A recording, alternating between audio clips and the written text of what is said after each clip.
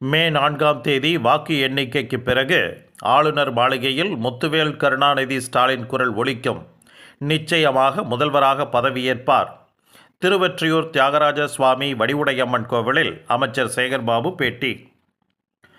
பிரசித்தி பெற்ற திருவொற்றியூர் தியாகராஜ சுவாமி உடனுரை வடிவுடையம்மன் கோவிலில் திடீரென்று வந்த இந்து அறநிலையத்துறை அமைச்சர் சேகர்பாபு சுவாமி தரிசனம் செய்தார். 2026 சட்டமன்ற தேர்தல் வாக்கு எண்ணிக்கை மே 4ஆம் தேதி நடைபெறவுள்ள நிலையில் திருவொற்றியூர் தியாகராஜ சுவாமி வடிவுடையம்மன் கோவிலில் இந்து அறநிலையத்துறை அமைச்சர் சேகர்பாபு சுவாமி தரிசனம் செய்தார்.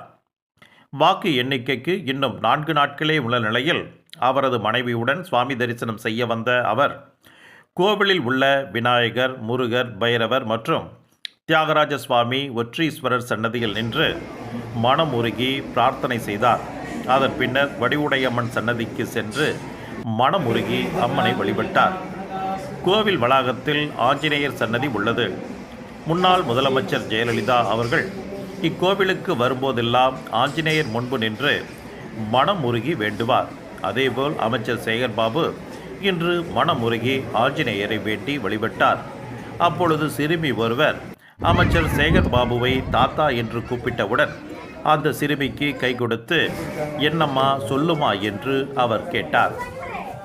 பின்னர் செய்தியாளர்களுக்கு பேட்டியளித்த அமைச்சர் சேகர்பாபு, தெய்வத்தின் சன்னதிக்கு முன்பு இருந்து சொல்கிறேன், மே 4ஆம் தேதிக்கு பிறகு ஆளுநர் மாளிகையில் முத்துவேல் கருணாநிதி ஸ்டாலின் என்ற குரல் நிச்சயமாக ஒலிக்கும் என்று கூறினார்.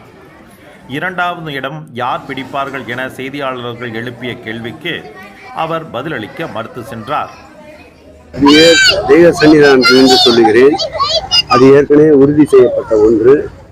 2.0 முத்துவேல் கருணாநிதி ஸ்டாலின் குரல் ஆளுநர் மாளிகையிலே மே மாதம் 4ஆம் தேதி வாக்கு எண்ணிக்கைக்கு பிறகு நிச்சயம் ஒலிக்கும். 2ஆம் இடம் யார் பிடிப்பாங்க?